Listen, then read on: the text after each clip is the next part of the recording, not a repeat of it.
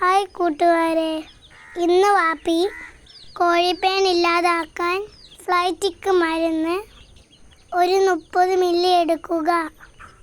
അതൊരു ചരുവത്തിൽ ഒഴിക്കുക. ചരുവത്തിൽ ഒരു കോഴി മുങ്ങും വിധം വെള്ളം വേണം. അതിലേക്ക് മരുന്ന് നന്നായി കലക്കുക. ഗ്ലൗസ് ഇട്ട് ചെയ്യണം. എന്നിട്ട് കോഴിയെ പിടിച്ച് നമ്മൾ തയ്യാറാക്കി വെച്ചിരിക്കുന്ന അതിലേക്ക് കോഴിയെ ഇറക്കി വെക്കുക. തല മുങ്ങാതെ സൂക്ഷിക്കുക. നല്ല വിഷമുള്ള മരുന്നാണ്, അതുകൊണ്ടാണ് തല മുക്കരുതെന്ന് പറയുന്നത്.